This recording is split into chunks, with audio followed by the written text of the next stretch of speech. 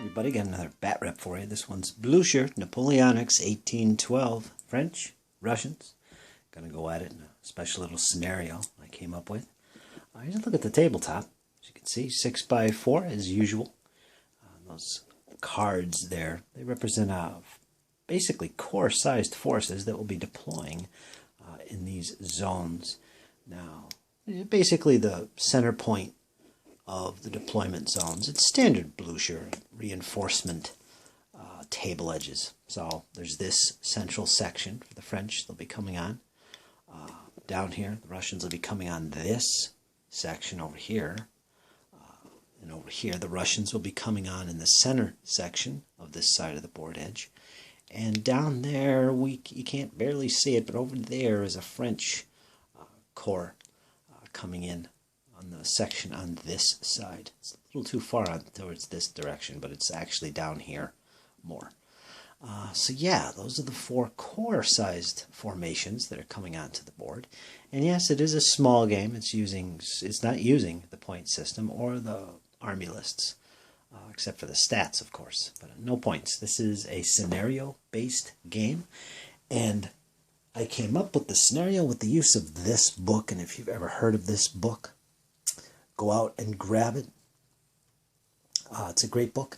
The scenario I'm basing this on is Scenario 10, I believe.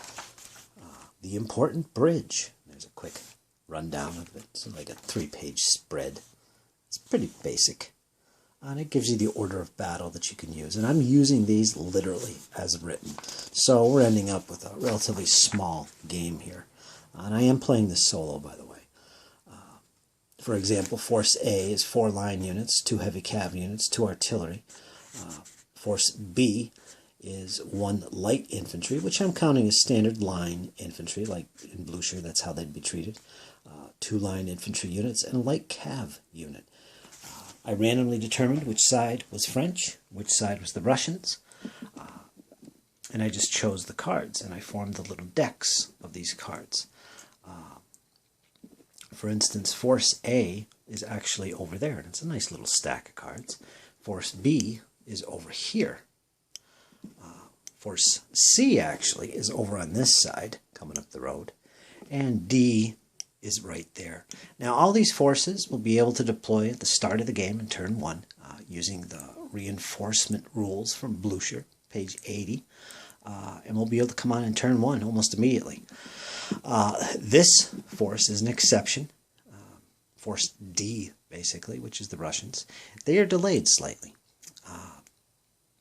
And they'll be coming on. They'll roll a standard reinforcement die roll, and their factor will be 2, however, which is not normal. The rationale for this is I want to get them into the game before it concludes. I'm going to maximize the turns to 20 in this game. It's going to take place sometime in the afternoon, so it's not going to be from dawn till dusk fighting here. So 20 turns is the max, and their factor for reinforcement will be 2, so it's going to be 1d6 times 2, and if it's equal or less than the current turn number, they will come on. So that's how that will work with that force right there. And when I say force, I'm calling these forces core-sized groups. They're probably more like divisions, but we're going to treat them as corps. They don't have a heck of a lot of units in them. So it's a relatively small action, and that's fine with me. There are 3 objectives. They're marked with red chips. We got 1 here in the center of this village next to this bridge. The second one is right here, which is a ford where a small road crosses. And the third one, you just barely see that. Let me zoom in down there. It's way down here. Boom. That is the 3rd objective. It's pretty much a fight for control of the fords.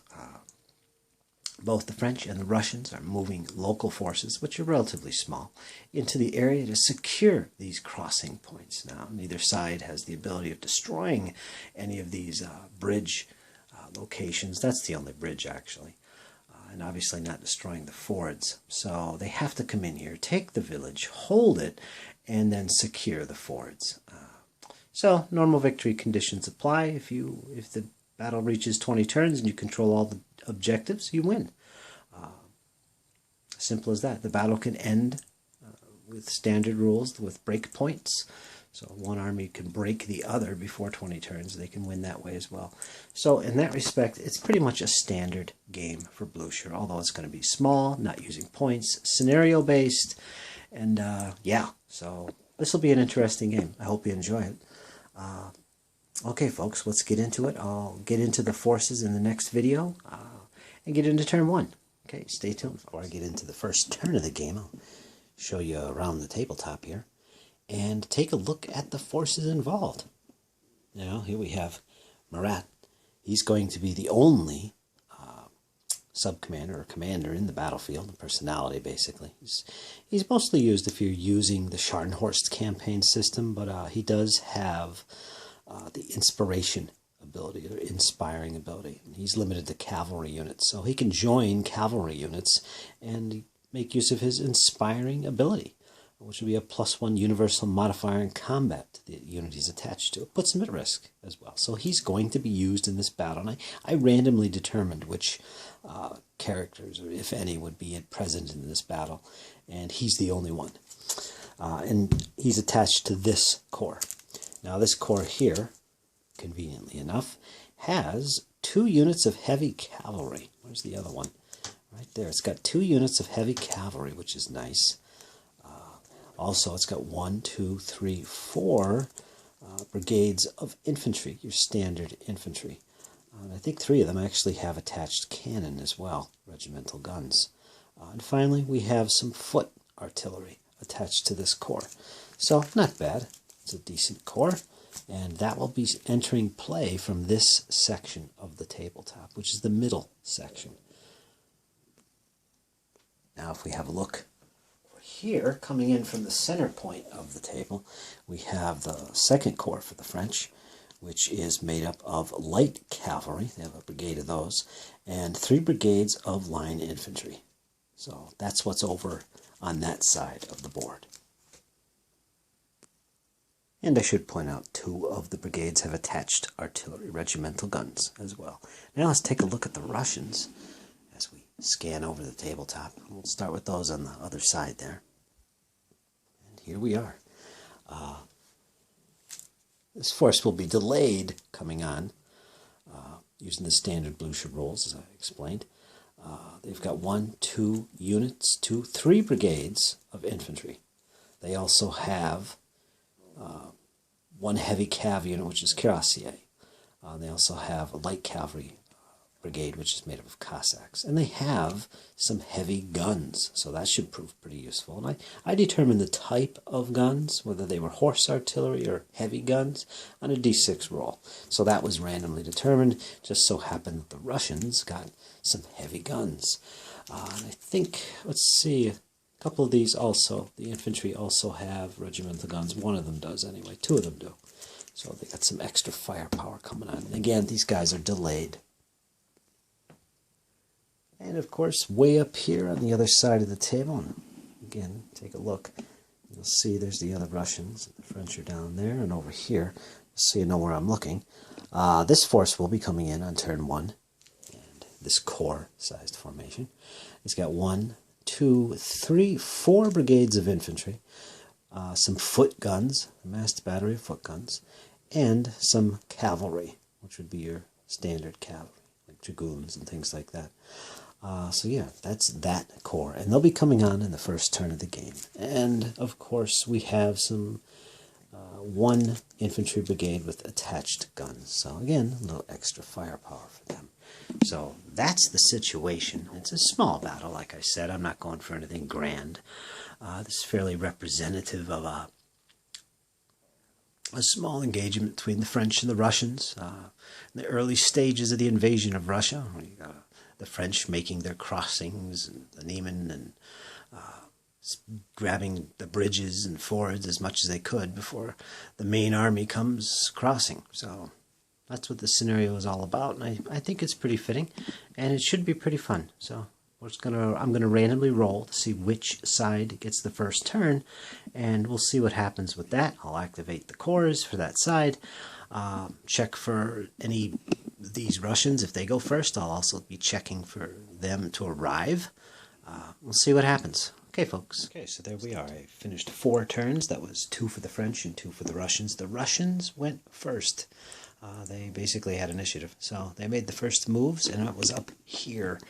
Now, these cards, I'm going to use the cards with the miniatures on top. That's a little different for me.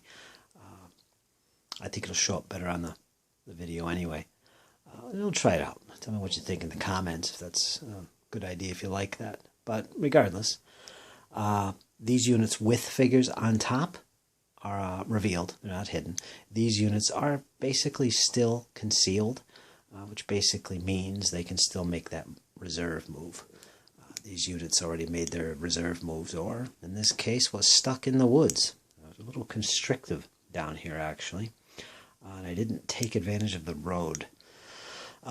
Yeah, they made the initial moves. They went up here. They failed to bring these guys on in the first 2 turns. Right down here, they're still delayed.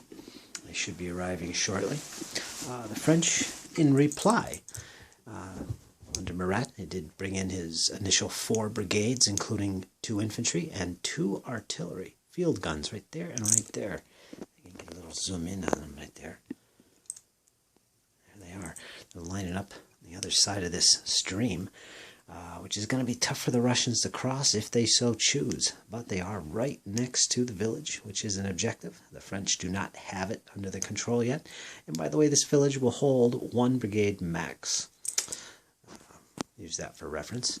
And the other units, of course, are deployed, and they are also concealed. They're not revealed, so they can still make their march moves. And over here, the French got pretty aggressive. They got these 2 units. They made some march moves. They are infantry brigades, and 1 is sitting on top of an objective, which is right there. I don't know what kind of problems that's going to be bringing on these reinforcements here for the Russians. We'll see what happens with that. They brought this unit on, which is another infantry brigade. I don't know if you can see that, but it's concealed. Just arrived. And they do have a unit of cavalry. They have a brigade of cavalry right here behind the woods. You can't really see it, but I'm going to replace that with some miniatures. It did make a reserve move up to, get a better look here, up to this wood edge and stopped. So it only moved about 6 base widths, really, not far. Not a very effective use of march moving. But considering all this terrain, it's none too easy, as you can see as I zoom in the wrong way. But that's the situation, folks. I'm going into turn 5. I'll probably cover a couple turns and video it, and you guys can follow along. And there is an objective here as well, which has not been picked up. So going into turn 5, folks. Hey, folks, finished turns 5, 6, 7, and 8. So another 4 turns in. As you can see, starting with the Russians on this side, they've got everything up and deployed up in this area, and also here. The only reserve they have, concealed unit, is right back here, and that is a cuirassier brigade waiting back there along the road. Also on this side, they did manage to bring on their delayed reserves. Finally came on. I think it was 2 turns ago. But there they are. They're all on board except for 1 unit of cavalry. They have 1 brigade of cavalry still coming on. I think it's right here. It'll be coming on behind this unit here of infantry. I'm going to take a little look at this and see what's going on. And you got some of the cards displayed. These artillery, that's a heavy artillery massed battery. They are actually on the crest line of this hill. Not where this card is, but up ahead. Just basically, they won't stay on the card. It's a little too slick. Same thing with these infantry. So they're a little bit back behind their card. But otherwise, these infantry are located there, coming out of the woods. And up here they have more infantry, which is concealed because of this unit in the way. These 2 units are blasting away at each other. I think the French have an advantage. If we take a little close-up here, a big advantage to using the cards, you can see right away, so they can keep track of Elan. This unit of Russians is down to 3 Elan. The French have taken no losses yet. I believe both units have attached guns. So they're blasting away at one another. The French definitely have the advantage. Over here they got another brigade of infantry, line infantry, moving up. They're in rough ground. And back here the French also have that unit in reserve. It's an infantry brigade. Over here you can see that the French also have, I think they're light calves, something over there. Moving in on this objective over here. They're going to claim that very shortly. And of course, Murat's corps, get out a little bit, is lined up perfectly along that stream. I don't know if the Russians want to engage the French at this point along that line. This village is an objective, so yeah, it seems like both armies would love to engage one another in this area because it's the only real open terrain. I can see the French guns have been consistently opening up on the enemy as they try and form up a battle line. This brigade of infantry here has taken a loss from artillery fire here. This artillery battery back here has taken a hit and was forced to retreat because of the fire from this battery. So the Russians are having a hard time here. It's not an easy task. So there you go, folks. We're in 4 turns into the battle. That's what it looks like. I can tell you right now that this terrain is treacherous. There is a lot of difficult terrain. Fields, especially the woods, it makes maneuver very difficult. A lot of the units are just not able to use a march move, a reserve move, to get where they need to be. There's just so much terrain in the way. Considering some of the deployment zones, like this zone, for instance, or half of it, at least half of it, is nothing but woods. Makes it difficult to get all your troops on board quickly. Finding the troops are forced to form columns and come on to narrow passages, preferably along roads if possible. So that's the situation. 8 turns. I'm going into turn 9 next. This is a 20-turn battle. It seems like the French have a slight advantage. No side has lost any units yet. Okay, folks. Let's see what's going on in the next turn. All right, folks. Finished another 4 turns. So we're at 12. Just finished 12 turns. So we're over halfway through the battle. The terrain is playing a really big role in slowing the pace of this battle. That's for sure. Like I mentioned, you can't do those reserve moves hardly at all. So with being limited to 20 turns and no reserve moves, I'm trying to bring my troops on, or both sides really, as quickly as possible, get them into action. It's really not worth having the reserve. Well, it is, but there's very few locations where it's going to come in handy. I mean, we've got streams here, we've got fields, we've got woods, and everything is just slowing the pace right down. All the Russians are on the battlefield at this point, so the delayed troops are here. There's some musketry going on. As you can see down here, the French have brought up that little extra brigade of infantry. It was yet to get into action. It should be within range at this point. Russians brought up their cavalry right on the edge of the stream. They're going to probably move into a position to flank. Try and capture this objective, which the French are sitting on. Right here is an objective. There's a ford there. French are holding on to that. French still have a reserve brigade back here, which can make an effective reserve move. Since it's on the road, it will be able to move 12 base widths forward. So that's still in reserve. Of course, the cavalry back here is still on its way to capture that objective. We'll see if they do so. And we've got the French battle line formed up here along the stream. They do have a brigade trying to fight its way into this village, because the Russians are doing the same thing. They both have brigades trying to move into that position. Now, since the Russians are first and they're going to be going next, they're probably going to jump on that objective. It's going to be a tight fight. I don't think anybody's going to have time to fortify themselves. We'll see what happens. Already this unit has taken a couple losses as a result of taking fire from these heavy guns on the hill. And yes, they did have range to this target, and they didn't shoot over the heads of these infantry. Normally in Blucher you can't do that. You can't shoot over your own troops in any way, shape, or form. So what's else going on here? This cannon down here, this mass battery of French guns, is only fired once so far. It's kind of holding off on its fire, considering that the Russians, their battery of guns has just rallied itself basically and moved back to the crest line of this small little hill, and is putting down some fire on the enemy. This cannon, of course, has been shooting, putting down effective fire on this unit, which has taken 3 hits. It's down to 3 elan. The the Russians are just not getting themselves in position up here. Yeah, this side of the battlefield for the Russians is not going too well. They've been slowed down quite a bit. They do have a unit in reserve that is not revealed yet, so it can still make a march move. And it could move up this way. It's open ground. There's a room there to move and avoid difficult terrain. So that's the situation, folks. There's going to be a fight for the village, that's for sure. We're going into turn 13. The French have one objective in hand and one objective down here, which they're probably going to grab. So I think it's going to be close, and it might come down to objectives. The only unit that's worn at this point is this one here. It's down to 1 elan. It's pretty much, that's it. So it's no longer effective. I think the Russians want to kind of pull him back out of there. We shall see, folks. This is the situation. Let's go into turn 13 and see what happens. All right, folks, finished turns 13 and 14. So the French and the Russians both had a turn. The Russians have the odd numbered turns. So they went first. You could start over here. We could see that one of the Russian infantry brigades is missing. It was worn, and as a result, it was close assaulted by this infantry brigade of French. They lost the combat and retreated. However, the Russian unit was broken as a result of the fighting, so it's gone. That was the first loss and only loss so far in the fight.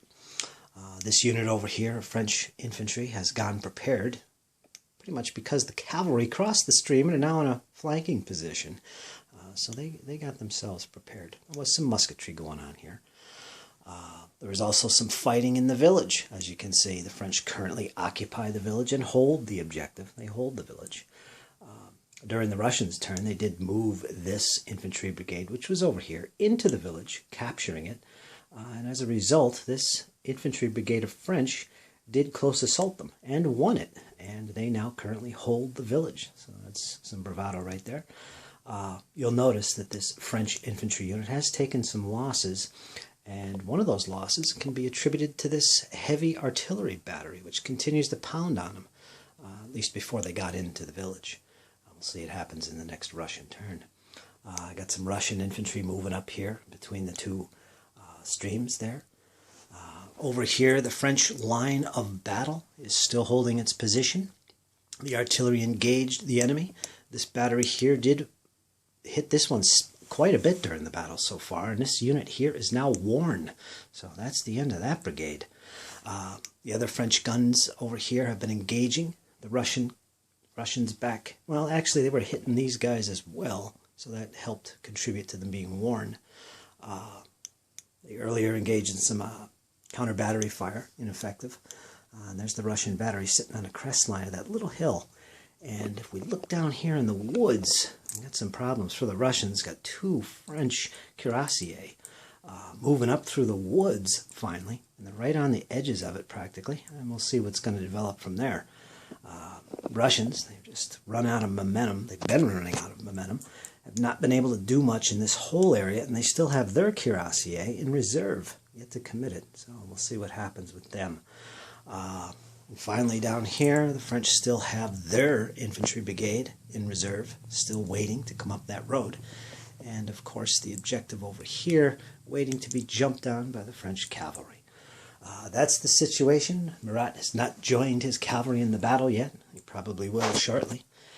It's turn 15 we're going into, or I'm going into, playing the solo. We'll see what happens then. But that's the situation, folks. It's getting bloody. It's getting tight. We'll see what happens. Oh, and the breakpoints. The breakpoints are both sides. The breakpoints for both sides is, let me see here, 4.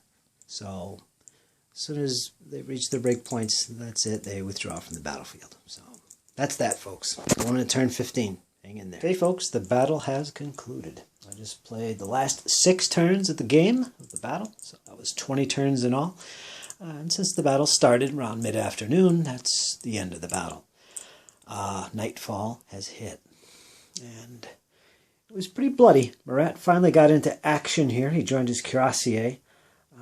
In the end, as you can see, there is a missing cuirassier brigade. Yes, it was lost. There was quite a few losses, actually. Both sides lost a total of 3. brigades, and the break point for both sides was 4. So neither side broke, hence we went the full 20 turns.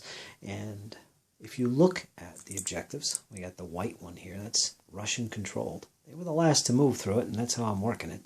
So they control that ford. The Russians also hold the village, and that was a desperate fight. They finally took out that infantry brigade, which I think only had 1 elan left going into this stretch, and they were finally taken out. They did manage to fortify themselves in there, and they put up a good fight, but this last-ditch effort by this brigade, which should be 1 less elan for fighting, did manage to advance in and capture the village.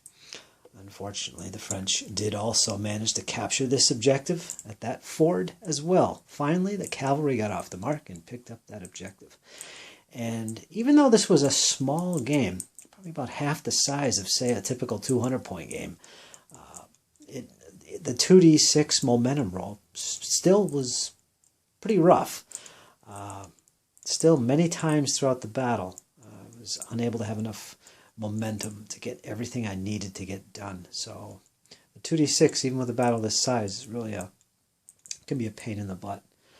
And it did play a role, especially in the later part of the game. The Russians suffered from momentum loss. It's one of the high points of Blucher is that momentum mechanic, which I really am fond of. It really is a good representation of the ebb and flow and command structures and how difficult it is to get things done. It was a tighter game, a closer game than I thought it would be. I thought maybe this scenario would have been a little bit difficult to keep somewhat balanced. But the French kind of had an advantage in the beginning. And everything was randomly determined, like which side was going to be A, B, and which side was going to be C and D. It was just randomly determined, like a few other things. But it turned out really balanced, and it was tight all the way through the battle. Losses, like I said, both sides lost 3, and their break points were 4. The Russians lost 2 infantry brigades and an artillery massed battery. The French lost the cuirassier, as well as 2 infantry brigades. So those were the losses. No problem with the rules.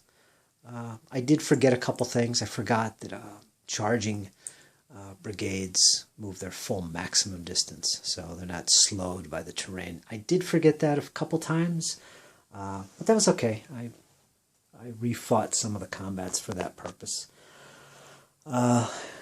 Same thing down here. Cavalry cannot charge out of woods, even if their move takes them out. And I did allow the cuirassier to charge the massed battery of guns that was here, and they basically wiped out those artillery with 2 cavalry brigades charging them, which probably shouldn't have happened so quickly, but it would have happened. At least at some point during the last few 6 turns. So that's all right. Murat did survive.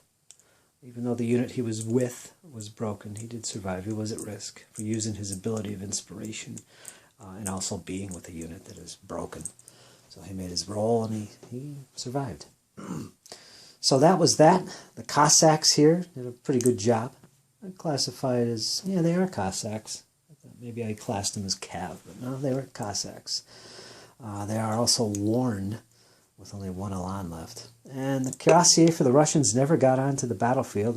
They're that big glaring card there. But that's all right. Like I said, it was hard to get all the momentum that you wanted during this battle, which is typical in any Blucher game. Really fun. I enjoyed this. I'm not sure what I'd do different. I think the biggest issue was the mat. This particular mat, I love it to death. But there's so much forest down here. I might block off, if I played it again, some of the forests, particularly the ones in the center. Well, even on the sides where the deployment zones are, because it really funnels you. And I really could not take advantage of the reserve or the reserve move. Very difficult to get troops going. What I needed to do is get those troops on the roads in columns and just reserve move that way to avoid the rough terrain penalty. But that's about it. It's surprisingly balanced and tight all the way through. So it was a really good scenario. And I'll probably write this up so I can play this again, make a few notes on modifications I'd try. But it worked. And this was a very small Blucher game. Like I said, not counting artillery, it was 10 units aside. That's infantry and cav. And it was a good game. 20 turns. It was tight all the way through. Had a blast. Okay, folks, I hope you enjoyed that. Just a quick Blucher game. I also used the cards on the table with the miniatures, something I seldom do. And that worked out pretty good, I think. It was easy to see the units and so on and so forth. What do you think about that? Did you like seeing the cards on the tabletop? Well, that's it, folks. I hope you enjoyed. Good, fun battle. Any questions or comments, let me know and get back to me. Like, share, subscribe if you want to see more of this stuff. I'm willing to do it. Okay, folks, take care. See you soon with the next BatRep.